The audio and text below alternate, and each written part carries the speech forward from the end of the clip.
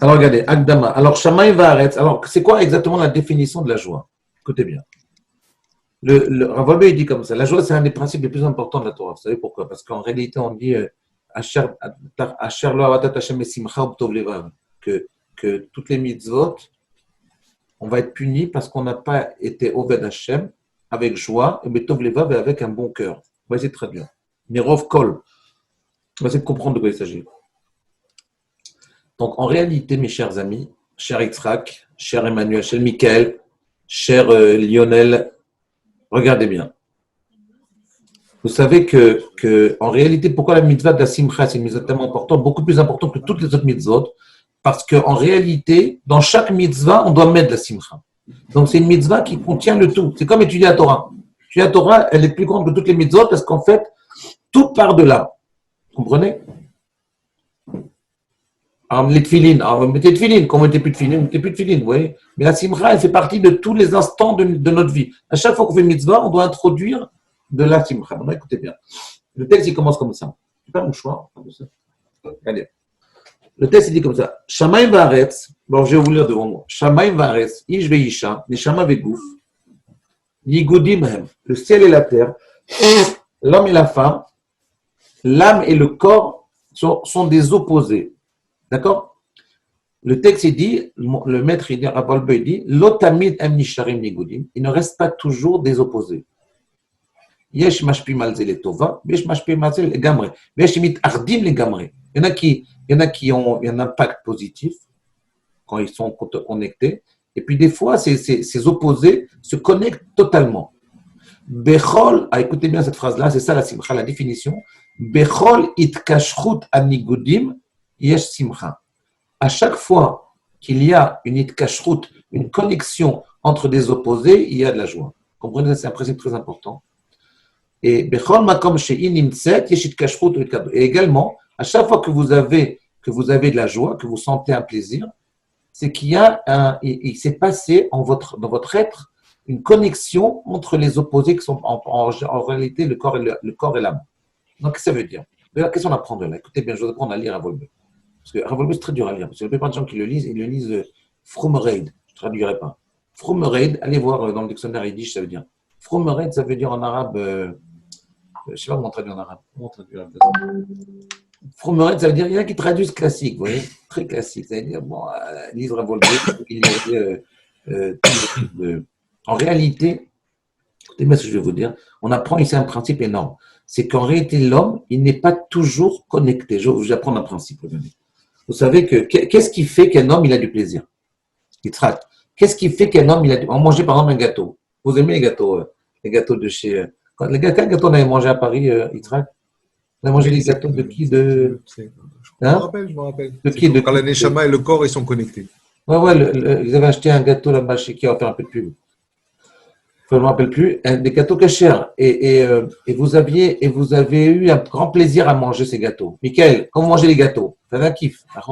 D'où provient ce plaisir? Ce plaisir-là, il vient de quoi? Qu'est-ce qui provoque chez l'homme le plaisir? Le corps ou l'âme? Qu'est-ce que vous en pensez? Lionel, qu'est-ce que vous en pensez? D'où vient le plaisir? Du corps ou de l'âme? Alors la réponse est très simple, c'est le corps. Ce n'est pas possible parce que vous allez voir un type qui est mort, vous lui donnez à manger, il n'a pas de plaisir. Vous allez voir une âme, vous lui donnez à manger, il n'a pas de plaisir. En réalité, le plaisir, il vient de la connexion du corps et l'âme, c'est ça qui dit Rav Wolbe. Mais le chidouche, la nouveauté ici, c'est de dire qu'en fait, chez l'homme, la connexion entre le corps et l'âme, il ne se fait pas tout le temps avec la même intensité. C'est ça le chidouche. C'est-à-dire que la connexion ne se fait pas avec la même intensité. Des fois, vous êtes connecté avec vous-même, des fois, vous êtes tellement connecté, des fois, vous n'êtes pas tellement connecté, par exemple. Imaginez, vous êtes un peu angoissé, alors vous avez une connexion à 20% entre le corps et l'âme. Même si vous mangez un gâteau, vous n'aurez pas tellement de plaisir. Par contre, si vous écoutez un cours de Rav Moregen ou de Rav Aflalo, là, vous êtes très connecté. Vous êtes super en joie. Et maintenant, vous mangez un gâteau, vous allez être en extase. Parce que le cours plus le gâteau, ça fait l'extase. Vous comprenez? Ça veut dire qu'en réalité, plus vous êtes connecté, plus vous sentez le plaisir. Moins vous êtes connecté, moins vous sentez le plaisir. Je vous donne un exemple. Si un homme il est complètement connecté, qu'on appelle ça la simcha, la joie. Complètement connecté, c'est la joie. Quelqu'un qui n'est pas du tout connecté, qui est complètement déconnecté, le corps et l'âme sont complètement déconnectés. Yitzhak, comment on appelle ça? Comment on appelle ce Et la dépression. Non, la dépression, il y a un peu de connexion. Quand il n'y a pas du tout de connexion, on appelle ça comment? Ah, c'est quand on est mort. Voilà, très bien. Quand le corps et l'âme sont complètement séparés, c'est la mort. Hananel, très bien. Sympathique, Hananel, il a une belle tête. Écoutez bien, Hananel. Donc, la connexion, quand elle est entre le corps et l'âme, c'est ça qui fait le plaisir. Quand un homme il est complètement déconnecté avec son âme, le corps et l'âme sont complètement déconnectés, c'est la mort. Quand il est un peu connecté, c'est la dépression. Quand il est très, très connecté, ça s'appelle comment? La simcha. Mais ça s'appelle également la vie. C'est-à-dire qu'en réalité, pourquoi la simcha, c'est une mitzvah tellement importante? C'est parce que c'est la vie. C'est le symbole de la vie. Plus vous êtes connecté, plus vous êtes joyeux, plus vous vivez. Plus vous êtes déconnecté, moins vous vivez. Comprenez le principe? Quand je dis connecté, je ne parle pas connecté. Je parle connecté au niveau le corps et l'âme. D'accord? Maintenant, ok, vous avez compris. Hein? On continue. Il dit par exemple, Akshamim, Emashpat Hashamaim Alaret. Si vous avez des questions, moi je ne vais pas parler tout seul. Hein? Moi je fais un cours avec vous. Hein? Est-ce que vous avez des questions? Hananel, est-ce que vous avez des questions? Non, ça va. Vous comprenez? Michael, vous avez des questions? Vous comprenez ce que je veux dire là? Ça veut dire, est-ce que vous comprenez ce principe que le corps et l'âme se connectent, ça crée un plaisir? Le ciel et la terre se connectent, ça crée un plaisir. Pourquoi? Parce que quand le ciel et la terre se connectent à travers la pluie, qu'est-ce que ça donne? Ça donne un shefa, ça donne une bracha. Vous voyez la connexion faite entre le corps et l'âme, entre les opposés, quand il y a une connexion entre le peuple juif et Akadosh Baruch Hu, qui sont deux opposés, ça donne une bracha. Là, quand vous faites une Mishémerach, vous créez une connexion. Quand vous faites une mitzvah, on dit on connecte le Yudke, l'influenceur Yudke, avec le Vavke, qui est le réceptacle, le récepteur.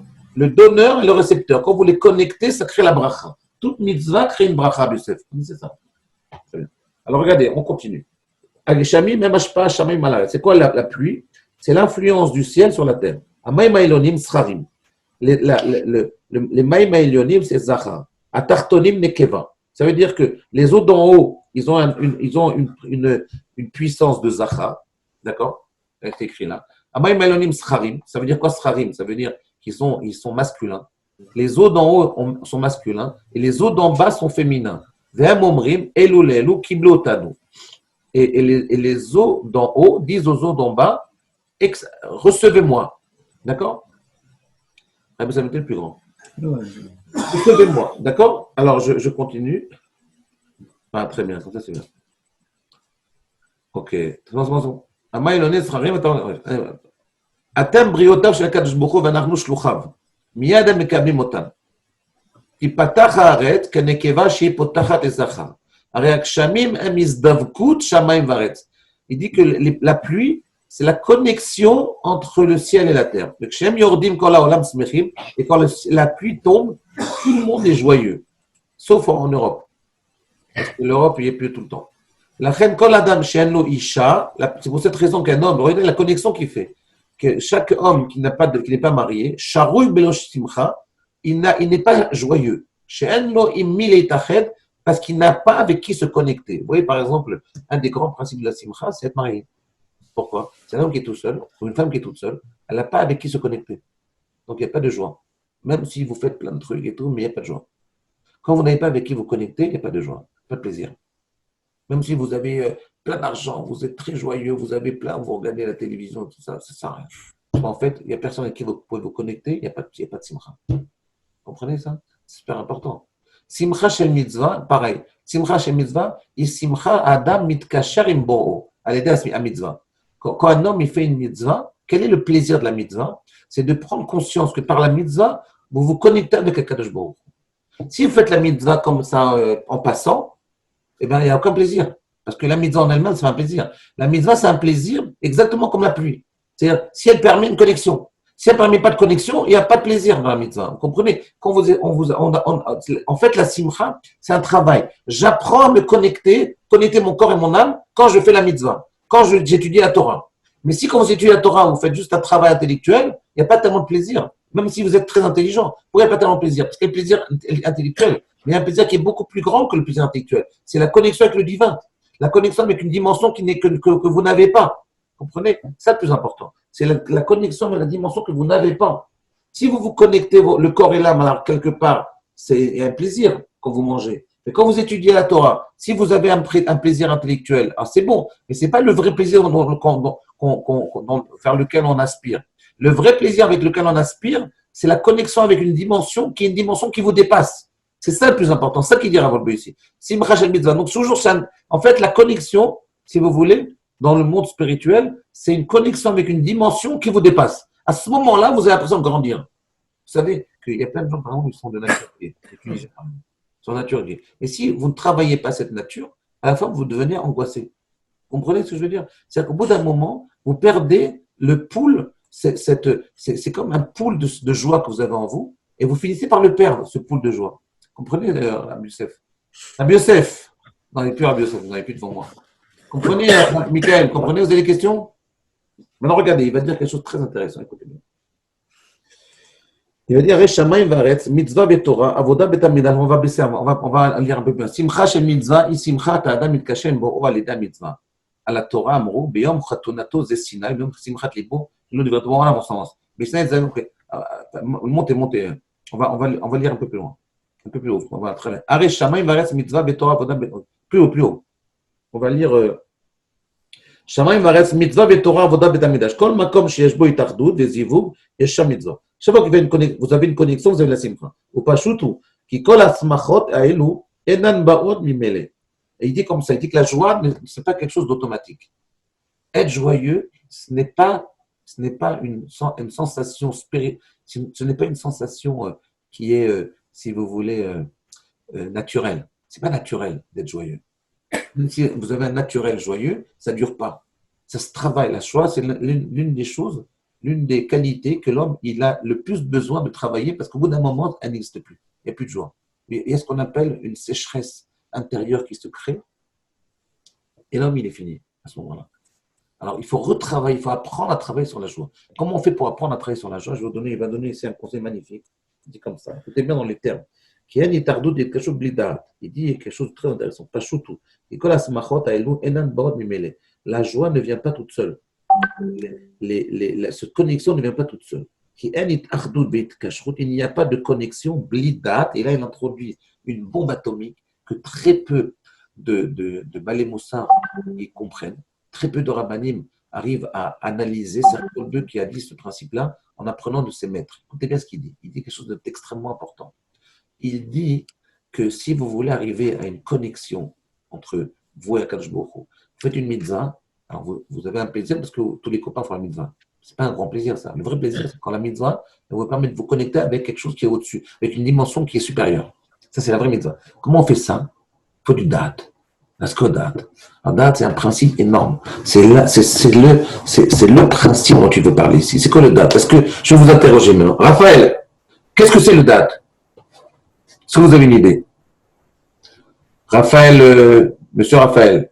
Je vous pose une question. Moi, je ne parle plus, j'arrête de parler. J'en ai marre de parler tout seul. De toute façon, je passe mon temps à parler. Moi, je veux que vous parliez. Alors, dites-moi, Michael, c'est quoi exactement le date? Si vous voulez grandir, il faut du date. Si vous voulez vous connecter, il faut du date. Si vous n'avez pas de date, vous ne pouvez pas vous connecter. Vous pouvez, par exemple, arriver à être sympa avec votre copain. Par exemple, Youssef, ça va. Mais s'il n'y a pas de date, il n'y a pas de connexion. Si, par exemple, il n'y avait pas de connexion thoraïque entre lui et moi, alors notre relation, ce serait une relation qui serait horizontale. Il n'y aurait pas de dimension verticale dans cette relation. Donc, ça ne marcherait pas. Vous comprenez, Hananel? Donc, ma question, c'est comment on arrive à se connecter avec une dimension qui nous dépasse à travers le date. Est-ce que quelqu'un peut me définir le date? Voilà. Vous êtes ici maintenant au moins 260. Est-ce que vous pouvez me dire que signifie le date? Voilà, je vous laisse parler. Mes chers amis, allez-y. Emmanuel, vous pouvez y aller aussi. Pas de problème. Rabbi Yosef. Qu'est-ce que c'est que le date?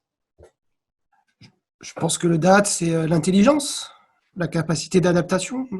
C'est pas mal. Non, l'intelligence, c'est un peu vrai, mais la capacité d'adaptation, c'est encore plus vrai. C'est très bien. Mais comment on arrive à faire du date? Comment on arrive à ça? Une prise de conscience. Ouais, très bien. Mais c'est quoi exactement le date? C'est quoi le date? Et une fois qu'on a appris, compris, assimilé et agi en fonction. Ça fait partie d'une deuxième nature. Très bien. Qui c'est qui parle là? Raphaël? Lionel. Qui? Non, c'est Lionel. Lionel, très bien, Lionel. Khazak, très bien. C'est très bien ce que vous dites, parce que c'est vrai que le date, c'est la connexion au niveau kabbalistique. On traduit le date par ici, là, par comment on appelle ça en hébreu? Ici, là. Par la connexion entre le système nerveux central et le système nerveux périphérique. Vous voyez? Ça veut dire le passage entre la conception et la réalisation. C'est ça le date. Très, très bien, Khazak, pas mal. Mais expliquez-moi ça d'un terme plus simple, que le peuple puisse comprendre. Qu'est-ce que c'est que le date? Michael, je sens que vous savez. Raphaël, je sens que vous êtes là avec moi, que vous savez ça. Michael, qu'est-ce que vous en pensez? C'est quoi le date? Ben, la question, c'est quoi le date ou comment on arrive au dates? Non, la question, qu'est-ce que c'est que le date? Comment on arrive au date, si vous voulez? Ce que vous voulez. Un des deux. C'est-à-dire qu'on dit que pour arriver à être saméach, pour arriver à se connecter, à arriver à atteindre cette dimension supérieure qui va permettre une connexion avec le divin, eh bien, il faut un peu de date. C'est quoi exactement le date?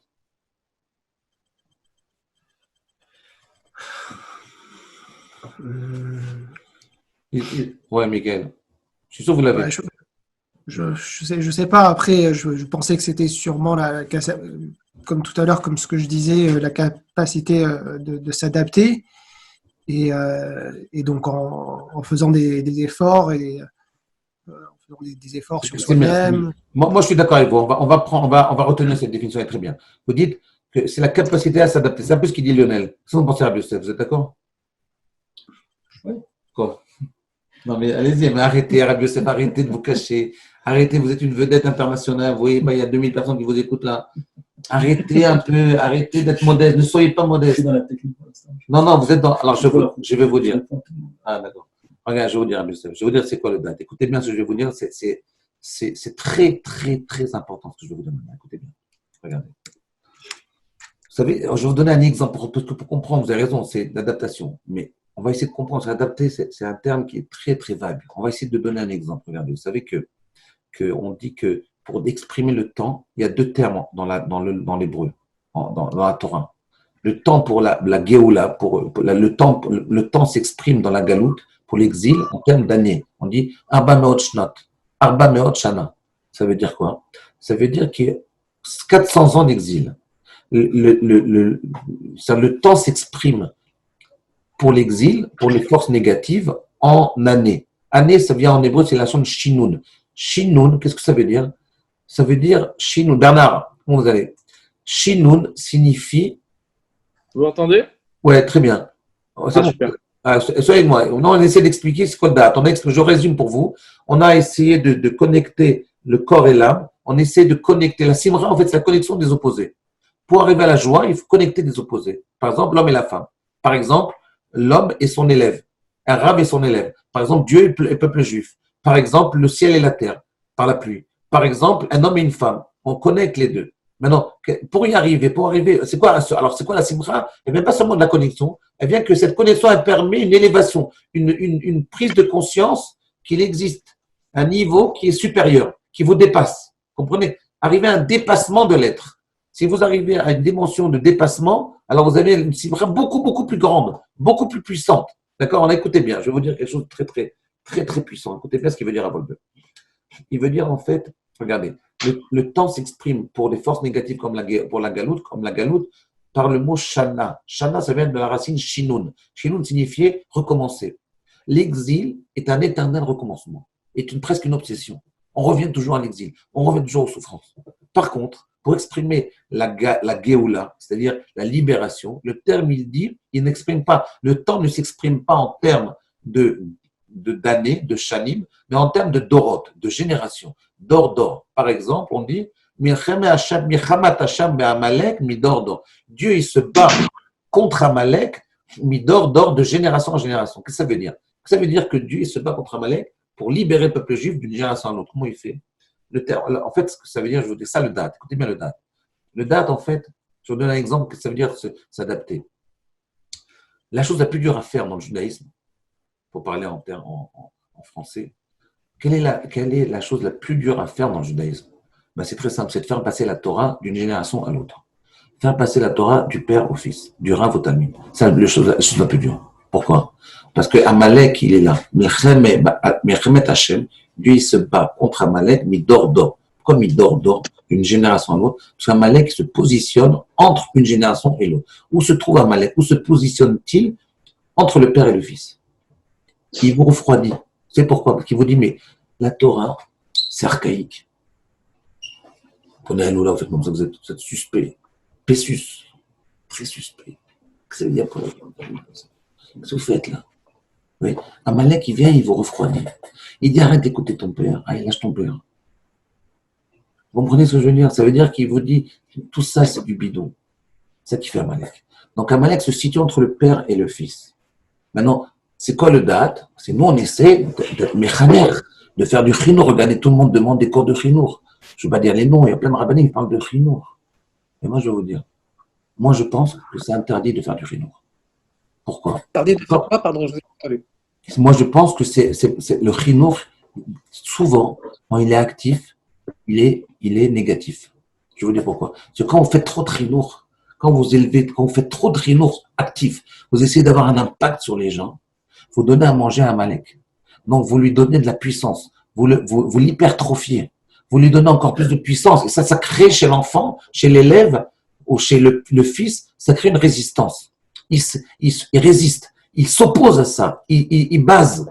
Vous comprenez? Quand vous êtes méchaner, il base. Vous savez, Rabbi Yosef, cette semaine, j'étais pour il y a un grand cheder à Baït Vegan, le cheder de Shimon Dorlacher. Comment ça s'appelle? Milan. Et c'est le plus grand qui est à Baït Vegan. Tout le monde veut rentrer là-bas. Et j'ai été parce que le directeur, il a perdu son père. Donc, j'ai été pour le Menachem Otto. Et il m'a dit, Ramnos, il m'a dit, moi, je suis apte, je suis adepte de votre théorie. Il ne faut pas être méchaner. Qu'est-ce qu'il faut faire? Regardez, à Akadosh Baruch Hu, on ne dit jamais qu'Akadosh Baruch Hu, il est méchaner. On dit, Akadosh Baruch Hu, melamed et amo Israël be'ava. Qu'est-ce qu'il fait Akadosh Baruch Hu? Il est melamed. Ce que nous, on doit être melamed, pas être méchaner. Méchaner, c'est-à-dire, j'essaie d'avoir un impact, une influence sur l'autre. Quand vous essayez d'avoir une influence sur l'autre, immédiatement, l'autre, il a de résistance. Il s'oppose. Oui, ça c'est du date. De voir la différence entre le chinour et les lamed. Les lamed, c'est quoi? Je vous passe un message. Prends le message. Tu veux, tu prends, tu veux pas, tu prends. Moi, je vous oblige à rien. Faites ce que vous voulez. Moi, je vous jette le message. Vous le prenez, c'est bon. Vous ne prenez pas, c'est pas de problème. C'est vous qui décidez. Quand vous essayez d'avoir un impact sur les gens, ça ne marche pas. Vous voyez? C'est-à-dire que ça, c'est du date, de voir qu'en réalité, le chinour, des fois, ça peut être négatif. Si vous faites trop de chinour, vous créez l'effet inverse. Vous créez un effet de résistance. Ça, c'est du date. De voir qu'en réalité, les lamed, c'est positif parce que c'est passif. Moi, je parle. Faites ce que vous voulez. Vous l'écoutez, écoutez. Vous voulez pas écouter, écoutez pas. Faites ce que vous voulez. Moi, je n'interviens pas dans. Je ne crée pas chez vous une résistance. Quand vous faites du chinour actif, vous créez des résistances et ça provoque un rejet. Vous comprenez? Ça, c'est du date. Des fois, il y a un enfant, le mieux, c'est de ne pas lui dire. Moi, des fois, j'ai des élèves, je vois que là, ils sont pas dans une bonne phase. Je laisse tomber, je base. Je rentre pas là-dedans. Je m'en occupe pas. Pourquoi? Parce qu'ils sont pas prêts à accepter. Dès que vous leur faites une remarque, ils se retirent totalement. Ils font 10 mètres en retrait. Ils lâchent. Vous comprenez, Radio, ce que je veux dire? Ça, c'est ça le date. Le date, c'est de savoir qu'il y a des moments, même avec Akadosh Baruch Hu, où vous faites trop mahmir, vous créez en vous une résistance. Et Akadosh Baruch Hu, c'est pas ça, il vous demande. Il vous dit, soyez normal. Yitzhak, tu connais ma théorie. Sois normal. Baruch Ezrachi, un jour, il a dit un principe énorme. Il a dit, voilà, je vais vous donner le plus grand compliment que j'ai sur ce bar mitzvah. Qu'est-ce qu'il a? Moi, je pensais qu'il allait dire, il est génial. Il est très, très proche d'Akadosh Baruch Hu. Pas du tout, il dit, il est normal. Est-ce qu'il y a une qualité plus grande qu'être normal? Normal. Oui, les grands de la Torah, leur qualité essentielle, ils sont normaux. On peut leur parler normalement. Ils ne se la jouent pas. En hébreu, on appelle ça des posotes. Ils jouent pas. Ils ne jouent pas. Ils sont normaux. Oui. Comment mieux ça? Normal, tout à fait normal. Parler, rigole, sourit, sympathique. Il ne se prend pas la tête. Il ne se la joue pas. Il ne se prend pas la tête. Oui. Bon. Ok, vous avez compris ça? Très bien. Je crois que ça suffit. Là. Non, encore un petit peu. Très bien. Alors regardez, on va continuer. Rabbi Yosef, écoutez bien. Moi, je suis fatigué un peu, mais j'ai plein de trucs à faire. Je dois parler dans 2 endroits après. Écoutez bien. Rabbeinu Vadrishon. Alors, on va lire ce qu'il dit. Alors, les Chenemar, alors, on relit ça. Pashutu qui colle à Smachot Elou. Pashutu qui colle à Smachot à Elou. Enan Baot Mimele. Toute cette joie-là ne vient pas automatiquement. Kenit Achdoud Vet Kashrut Blidat. Il n'y a pas de connexion sans date. Date, c'est ce que je veux vous dire. C'est une adaptation. Dans le fait, des fois, il faut savoir adapter quelle intensité vous allez donner à l'éducation faite aux enfants. Quand vous éduquez trop, vous cassez, vous détruisez. Vous voyez? La reine Neymar, moi, par exemple, je vous donne un exemple. J'ai une voiture, maintenant, j'ai gonflé les pneus à fond. Et comme ça, j'aurais plus besoin de les gonfler. Mais non, ça marche pas. Si tu gonfles trop, tu mets 36, eh ben, tu peux pas rouler bien. Donc, il faut gonfler comme il faut. Il faut pas trop avoir d'influence. La reine Neymar, betochacha bechi tavo. En parachat qui pourquoi tu as eu toutes ces souffrances? Si tu n'as pas été Oved Hashem avec la joie, Betov Leva avec un bon cœur, Mirov Kol. Qu'est-ce que ça veut dire Mirov Kol? Le mot Mirov Kol, il est intraduisible. Mirov Kol, on ne comprend pas. Mirov Kol, ça veut dire Mirov Kol. Ve'avata et oivecha, bera'av ou bechoser kol. D'accord? C'est quoi Mirov Kol? Alors il ramène un autre verset qui dit bechoser kol. Un homme, tu vas travailler ton ennemi. Bechoser kol. Qu'est-ce que ça veut dire choser kol? C'est le contraire de rov kol. Je n'arrive pas à traduire. Amar Rav Nachman, bechoser kol, blodea. C'est quoi bechoser kol? Sans date. Donc c'est quoi berov kol? Avec date. Berov kol, ça veut dire quoi berov kol? Rashi dit, Rav Nachman il dit, dans la Gemara, Nedarim, page même Aleph, page 41, il dit c'est quoi mirov kol? Avec du date. On mimele mirov kol ou mirov date. Ar simcha shel date, l'autre tavo mimele. Une simcha de date, elle ne vient pas automatiquement. Et ça, le plus important, c'est d'apprendre comment arriver à avoir une joie qui a été travaillée. Vous voyez? C'est-à-dire que vous voyez, par exemple, c'est que ça veut dire, ce que j'ai dit tout à l'heure, il ne faut pas trop éduquer. Ne pas trop éduquer, quand j'ai dit ça tout à l'heure, j'ai fait un chiot tout à l'heure là-dessus, quelqu'un m'a dit, mais c'est la chose la plus dure à faire. Parce que le kiff d'un père, c'est d'éduquer son fils. Ne pas éduquer, c'est un travail énorme. Moi, la vérité, pour moi, c'est assez naturel de pas être passif là-dedans. Moi, j'enseigne et après je m'en vais. Je ne regarde même pas. Ça veut dire, mais la plupart des gens, ils ne sont pas comme ça. Leur kiff, c'est d'éduquer leurs enfants. Moi, je vois des gens, ils adorent éduquer leurs enfants. Ils ne font que détruire. Quand vous éduquez trop, vous détruisez. Il faut y aller doucement. Le plus important, le meilleur chinour, la meilleure éducation possible, c'est l'exemple personnel. S'il y a l'exemple personnel, ça marche. Est-ce que vous êtes d'accord avec moi d'abord? Vous comprenez ce que je dis là? C'est très important de comprendre ce principe. Alors je termine. C'est bon, se termine. Regardez, on va commencer Vadrishon. Regardez, le texte il dit comme ça. Rabbeinu Chaim Vital, Medar B'Shari Akdusha. Rabbeinu Chaim Vital, qui est l'élève du Harizal. Le Harizal, vous savez, il écrit au Kanim. Le Harizal, vous savez qu'après la destruction du judaïsme espagnol, après l'Inquisition, la plupart des Juifs sont assimilés. Vous savez que la moitié de l'Espagne, c'est des Juifs, c'est des anciens marins. Maintenant, et même de la Corse, vous savez qu'il y a plein de Corses qui sont des anciens marins. Maintenant, regardez. Certains ont réussi à fuir. Une partie des Juifs les plus proches d'Akadosh Baruch Hu, ils ont réussi à fuir l'Espagne. Ils ont été, par exemple, Rabbi Moshe Cordovero, Rabbi Chaim Vital, Harizal. En fait, ils étaient en Espagne, et après ils ont fui, et ils ont été s'établir à Tzfat, au nord d'Israël. Et là, ils ont sorti, après toutes les catastrophes, toujours après une catastrophe, il y a toujours un résultat énorme qui fait grandir le peuple juif. Ils ont sorti toute la Kabbalah. Le Harizal, c'est lui qui est le précurseur de toute la Harizal, qui a expliqué comment lire le Zohar qui a été donné par Rabbi Shimon Bar Yochai il y a 2000 ans. Oui, après l'Inquisition, il y a eu un renouveau énorme du judaïsme à travers le dévoilement de la Torah qui est cachée. Vous comprenez? C'est un kiff de vous voir. La vérité, vous êtes bien, vous écoutez bien. La vérité, c'est un kiff. Hein. Vous êtes captivé. Je fais un kiff. Alors, quand je vous vois, la vérité, je ne vois pas Lionel, je ne vois pas Emmanuel, je ne vois pas Raphaël, mais la vérité, je ne vois pas Bernard non plus, mais j'ai un plaisir à vous voir parce que vous êtes captivé. Mais en réalité, écoutez bien. Écoutez bien, c'est Raphaël Vital, donc c'est l'élève du Harizal. C'est lui qui a écrit. Ah, Bernard. Comment ça va, Bernard? Bernard, c'est pas John? C'est John, c'est John. Raphaël, très bien. Ah non, ça c'est Lionel. Raphaël, je vois Raphaël. Très bien. Alors écoutez bien, regardez. C'est John, Non, c'est pas John. Ah oui, c'est John. Si, c'est moi. Ah, John, comment tu vas? Tu as compris ce que j'ai dit là? T'as Ça va. entendu là? Ouais, c'est bon. Alors, d'abord, je voulais vous remercier, John, parce que c'est grâce à lui qu'on fait Visophone. C'est lui qui a financé une grande partie. Bon, il n'aime pas qu'on fasse de la publicité sur lui, mais quand même, moi, je le fais quand même. Alors, regardez, regarde, John, écoutez bien. Rabbeinu Chaim Vital, écoute bien, Raphaël. Bever Mesharek Dusha, et Arba Yesodot Shebaem Tluyot Kolamidot. Il dit que les 4 Yesodot duquel dépendent toutes les midot, là-bas, il va expliquer comment on arrive à la simcha, à cette connexion-là, des opposés. Yesod Haïlon ou Yesod Haesh. ממנו באים גאווה וכעס. היסוד השני הוא רוח וסימניו. שיחה בטלה ואסורה. אחריו יסוד המים. Alors, il explique, je vous dis en 2 mots, là c'est facile. Je vais vous dire. En fait, il dit que l'homme a été créé par 4 yesod. La matérialité de l'homme, elle vient de 4 principes, qu'on appelle l'eau, le feu, l'air et la terre. D'accord? Ces 4 principes-là ont créé l'humain. D'accord? Vous me suivez là? Ouais. On crée l'humain, la matérialité de l'humain, le corps humain. D'accord?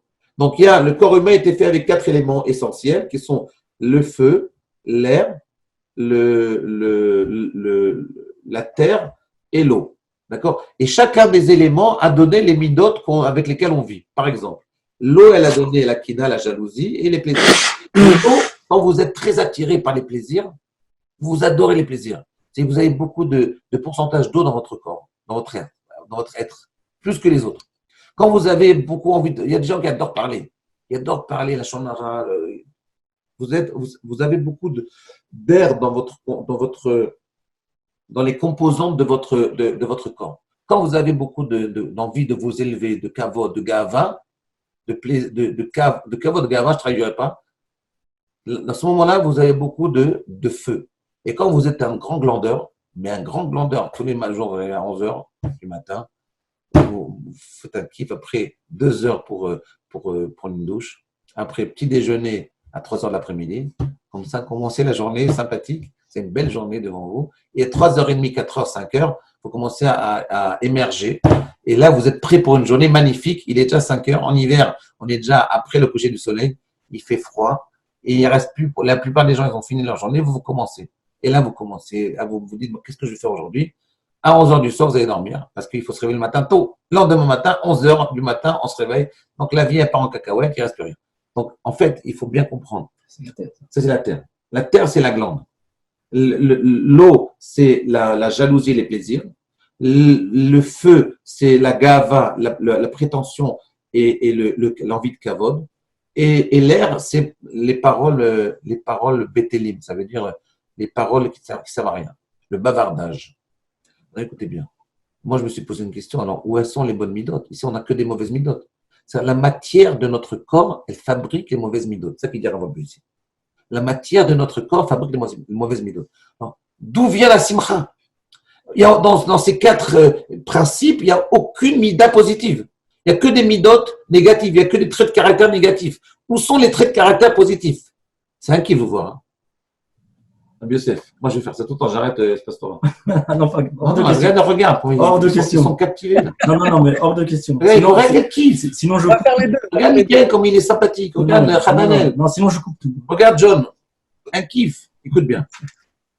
Alors, en réalité, d'où vient la simcha? Il explique lui. Il dit comme ça. Il dit Yesod Haesh va donner tout ce qui est prétention. Yesod Hasheni, l'air va donner tout ce qui est les paroles, les bavardages. Yesod Hamaim, l'eau, il va donner tous les plaisirs, la recherche des plaisirs et de la jalousie. Yesod Hatarton, le principe le plus bas, c'est la terre qui va donner la glande. Afar ou akabed ve'agas mikol hayesod. Bezoy haruchenu shel haguf. Nimtza, ki avot kol hamidot, haraot, hem arba, agava ve'akas hanikra midabek ima, ve'ashicha beta'avat ha'anogim, alors, quel est l'opposé? Le contraire de ça, c'est midot tovot. D'où viennent les midot tovot? Il dit le Mashgiach, au nom de Raphaël Vital. Alors il dit, ma tikkun shel yesod ha'afa. Alors il dit, quel est le tikkun? Quelle est la correction? Comment on répare le yesod ha'afa, la glande? C'est la joie. En fait, si quelqu'un il dort beaucoup et il se lève à 3h et 3h de l'après-midi, c'est qu'en réalité, il est triste. Il n'a pas envie de vivre. C'est ce que Rav appelle, il appelle ça sinatatsmo, la haine de soi. En réalité, la haine de soi, elle provient d'un manque de faculté de joie. Quand quelqu'un il se lève tard, c'est qu'il n'a pas envie de vivre. Vous comprenez, Rabbi Youssef, ça qu'il dit. Écoutez bien, c'est incroyable. Simcha tadirit bechelko, כי כל דאבדין מן שמאי לטב, וגם לזרז עצמו בתכלית השמחה בעבודה כולו.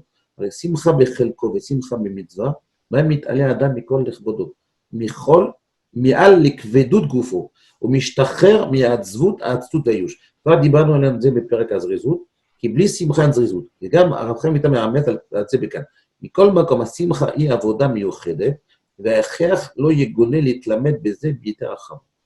מאמין צריך להיות שמח בחלקו. Alors il dit comme ça, il dit, comment on fait pour arriver à sortir de la glande, à sortir de la paresse? Et donc, on va terminer avec ça. Il dit, il faut être joyeux. Mais comment on est joyeux? Je ne suis pas joyeux. Oubliez chez moi, je ne suis pas joyeux. Le mec, il n'est pas joyeux. Marocain, il n'est pas joyeux, le pauvre. Il est là, il n'arrive pas, il est tout le temps, rassera. Comment il fait? Même moi, je suis marocain.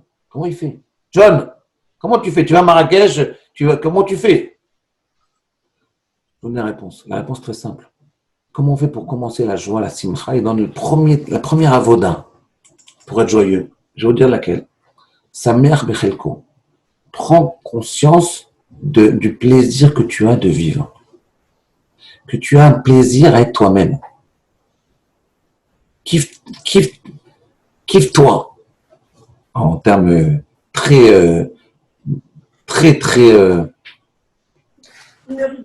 comment dire? C'est-à-dire, arrête-toi et essaie de ressentir du plaisir à l'intérieur de ton être. Arrête-toi. Lâchez prise. Lâche. Prends conscience du plaisir que tu as de vivre. Voilà. Comme ça, commence la simcha. Ne te dis pas, il me manque ça, j'ai pas ma Ferrari, j'ai pas ma maison, ma voiture, j'ai pas mon... Pas du tout. Tu n'as besoin de rien. En réalité, tu as besoin de regarder maintenant avec le corona. Vous voyez, ils ont fermé les frontières aujourd'hui. Maintenant, on ne peut plus sortir d'Israël, on ne peut plus rentrer. Écoutez, en réalité, dans là, on apprend. On n'a pas besoin de tout ça. Vous voyez, 80% des vols ont été annulés dans le monde. Pourquoi? Dans là, on apprend. Qu'est-ce qu'ils ont besoin de courir tout le temps? Pourquoi ils courent? Parce qu'ils veulent oublier qu'ils ne sont pas joyeux. Ils veulent aller chercher ailleurs ce qu'ils peuvent trouver en eux-mêmes. Qu'est-ce que tu as besoin d'aller courir de l'autre côté de la planète? Vous voyez bien, il y a un petit virus où il y a une chance sur 1000 d'être atteint, et finalement, le monde s'arrête. Les gens arrêtent de courir. Ils ne prennent plus l'avion. Ça veut dire qu'en réalité, on n'a plus tellement besoin de prendre l'avion. On peut même moi, je vous dis même tout ce truc-là, la visophone, tout ça, c'est du bidon. Pas besoin de tout ça. Assieds-toi dans ton coin, étudie, fais ton kiff, pas besoin de plus. Il y a 100 ans, mon grand-père, il n'avait pas besoin de tout ça. Pas besoin de visio Torah, ni visio... pas besoin de tout ça. Donc, en réalité, on se complique la vie. Qu'est-ce que vous avez besoin de passer votre temps dans les avions et courir d'un pays à l'autre? Moi, je me demande comment ils font. Pleine vie. Vous voyez, c'est ça qui est terrible. D'abord, prends conscience et sois content de ce que tu as maintenant. Tu es là, fais ton kiff, pas d'avion. Et puis, regardez à Nadbag, à l'aéroport de Lod, il est vide. Il n'y a personne. On voit les souris passer. Il y a les souris. Il n'y a personne. Oui, donc en fait, on n'a pas tellement besoin de voyager. Asseyez-vous, bord de la mer, Herzliya, regardez le soleil, coucher de soleil, faites un kiff. Qu'est-ce que vous avez besoin d'aller courir tout le temps? Voilà. Beaucoup d'Atzlacha, Purim Sameach, et que Akadosh Baruch Hu vous envoie une très très grande brachot. D'Atzlacha. Merci. Merci. Est-ce que vous avez des questions? Est-ce que vous avez des questions? Ouais. Alors, est-ce que vous avez des questions, Raphaël? Est-ce que vous comprenez ça? Bernard, est-ce que tu as des questions? John, Yitzhak, est-ce que tu as une question? Il a coupé le son. Non, tu as coupé le son, remets le son. Ah voilà, là. Vas-y, ouais, qu'est-ce que tu dis, Yitzhak? Non, moi j'ai une question depuis longtemps sur les Arbaï Sodot là. Ouais, c'est difficile de trouver lequel est dominant chez soi. On a l'impression qu'on a tout. Ah non, mais ça, moi, je sais le faire, moi. Je peux vous apprendre à faire ça.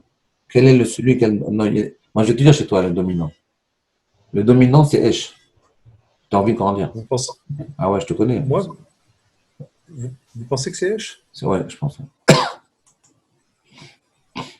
Chez Bernard, moi, je pense que le dominant, il y en a deux. Moi, je dirais plutôt Esh et Maïm. Moi, j'ai une question aussi. Oui. Qui c'est? C'est Bernard, John. Bernard, oui, vas-y. John, en fait, je voulais, par rapport à la joie, Oui. est-ce qu'il ne faut pas que la joie, il ne faut pas non plus savoir la tempérer? Et est-ce qu'il ne faut pas non plus une dose d'appréhension, de crainte, de doute, d'angoisse pour qu'il y ait un équilibre? Il ne faut pas qu'on soit tout le temps en joie. Quand il y a des épreuves, avec le temps, bah, c'est les moments de tristesse et tout qui se transforment en joie avec le temps. Si on est tout le temps en joie, c'est un peu inquiétant. Très bien. Même dans la Torah, hein, même dans la Torah. Ouais, j'entends. Très bien. Très bonne question, John. Très, très bonne question. Je vais te donner la réponse. Alors, sur la question que tu poses, c'est une question de la Gemara. On dit, il est marqué, simcha ou be'yira. La Gemara demande, mais je ne comprends pas. S'il y a simcha, il n'y a pas ira. S'il y a ira, il n'y a pas simcha. Comment tu peux être à la fois joyeux et craindre? Si tu es joyeux, tu ne crains pas. Si tu crains pas, si tu crains, tu n'es pas joyeux. Donc il dit, il y a une contradiction. La Torah te dit, il faut être tout le temps en crainte de Dieu. Et d'un côté, il faut être joyeux. Donc il y a une contradiction. C'est exactement ta question. La réponse est la suivante. On peut être en crainte de Dieu et avec la joie. C'est pas du tout contradictoire. C'est deux traits de caractère qui sont superposés l'un sur l'autre. Vous pouvez être en crainte avec énormément de joie. Je vais vous dire comment ça marche. La crainte de Dieu, c'est j'ai peur de ce qui va se passer. Par exemple, je vous donne un exemple. Vous avez une affaire à faire et il va vous rapporter, Job, 55 millions d'euros. 55 millions d'euros. D'accord? Alors, comment vous faites ça? Il faut donner 10% ici, ça fait déjà 5,5 millions. Oui, il sourit déjà, Youssef. Écoutez bien. Donc vous avez rendez-vous maintenant pour faire cette affaire-là. Pendant le vous vous êtes très peur. Vous pouvez la louper. Vous dites un mot qu'il ne faut pas, le type, il ne vous fait pas l'affaire, vous perdez 55 millions d'euros. D'accord? Donc, vous avez une crainte incroyable. Mais en réalité, au fond de votre être, même si vous avez peur extérieurement, la peur, c'est extérieur. À l'intérieur de votre être, vous êtes en sérénité. Vous êtes en joie. Pourquoi? Parce que vous êtes bien connecté avec vous-même. Vous êtes bien dans votre peau. Si tu es bien dans ta peau, tu peux craindre. Tu vois, par exemple, quelqu'un peut être en aveloute. Quand, par exemple, il a perdu un être très cher. Il est en aveloute, il est triste d'avoir perdu un être très cher. Mais comme cet être très cher, il avait 99 ans, alors il se dit, bon, eh ben, il a vécu sa vie. Donc, je ne suis pas à l'intérieur, je suis bien. Maintenant, extérieurement, je suis en aveloute. Donc, ce n'est pas contradictoire. On peut être à la fois en crainte et en joie. La joie, elle est intérieure et la crainte, elle est extérieure. Vous avez peur de perdre l'affaire de 55 millions d'euros, mais à l'intérieur de vous-même, vous êtes en bonne connexion avec vous-même. Vous êtes en accord avec vous-même. Donc, vous avez une certaine simcha. Tu comprends? Donc, ce n'est pas contradictoire. On doit être tout le temps en joie. Tout le temps. Maintenant, la joie, elle est intérieure. Ce n'est pas une joie extérieure. C'est une joie de connexion entre toi et toi-même. Tu es en harmonie avec toi-même. Quand quelqu'un, par exemple, il fait une avéra, quel est le plus grand problème de la avéra? C'est que l'homme, il est pas en harmonie avec lui-même. Il est rasratisé à l'intérieur. Alors même s'il sourit extérieurement, il fait semblant qu'il est joyeux, à l'intérieur, il n'est pas joyeux. Vous comprenez? C'est-à-dire, donc on parle d'une joie intérieure, on ne parle pas d'une joie, le type, il éclate de rire et il rigole débronzé. Vous voyez ce que je veux dire? Qu'est-ce que tu penses, John? Tu as compris ce que j'ai dit? Qu'est-ce que tu en penses? Tu as une remarque? Oui, j'ai une remarque, c'est en fait, il faut que la joie, elle soit cachée un peu, comme dans beaucoup de exactement. repos. Il faut la cacher, la joie. Voilà. Pourquoi je réponds ça? Parce que j'ai vu Rav Wolbe, j'ai vu Rav Shach vivre comme ça. Je les ai vus vivre avec une joie intérieure, on sent qu'ils sont en harmonie avec eux-mêmes, ils sont sereins. Même si maintenant extérieurement, ils sont en deuil ou ils sont en excitation parce que le peuple juif il a besoin d'aide. Ben, ils sont énervés, ils sont excités, mais à l'intérieur, il y a une joie. Même quand vous êtes énervé extérieurement, à l'intérieur, vous sentez une certaine joie de vivre. La joie d'être là, d'être présent. C'est de ça que je parle. Exactement, Khazak. La joie, c'est quelque chose de caché, Khazak, très bien. Mais je peux encore poser une dernière question. Si on va plus loin, même les moments où on n'a même pas la sérénité intérieure, on n'a pas de joie intérieure, où on est on peut avoir une obscurité, c'est aussi nécessaire. Oui, bien sûr. Par la suite, on ne peut pas non plus être tout le temps en sérénité intérieure. Il faut qu'il y ait des moments où même intérieurement, on n'a pas de sérénité. J'entends. Dans la construction. Alors, je vais répondre à ta question. C'est une bonne question. C'est une deuxième question. En fait, tu as raison. Moi, j'ai voulu être très optimiste, un peu idéaliste, mais en fait, tu as raison. Tu as raison, John. Pour arriver à la joie, à la connexion, on est obligé de passer par des périodes de déconnexion. Voilà, c'est ça le truc. C'est-à-dire, si tu veux avoir faim et être bien avec toi-même, tu es obligé de ne pas manger quelques heures, pendant quelques heures. Pendant 20 ans, tu ne manges pas. Après, tu as faim, tu as envie de manger. Si tu manges tout le temps, tu n'as plus envie de manger. Si tu es tout le temps joyeux, tu ne prends pas conscience de ce manque de joie. C'est un peu ça, ce que tu dis là, en fait. C'est pour ça que je me Oui. pas des épreuves. Pour qu'on puisse apprécier les moments forts et positifs. C'est ça le but des épreuves. C'est que l'homme puisse apprécier qu'il vit vraiment. S'il était tout le temps en extase, il ne prendrait plus conscience. Il ne serait plus conscient de son. Tu as raison, Razak. Très bien. Très bien, John. Je suis d'accord. Il y a des moments où il faut se déconnecter, ne pas être très bien en soi-même, pour pouvoir revenir à un processus de connexion qui va redonner de la joie. Razak, très bien. Je suis d'accord. Très bien. Très fort, hein, vous êtes fort. Hein. Vous m'avez dépassé. Hein. Je suis d'accord complètement, là. Très bien. Donc, il faut toujours avoir une connexion à l'intérieur et des fois même accepter la déconnexion intérieure pour arriver à la retrouver plus tard, pour pouvoir retrouver l'envie de vivre. Très bien. Vous voyez que la vie et la simcha, c'est étroitement lié.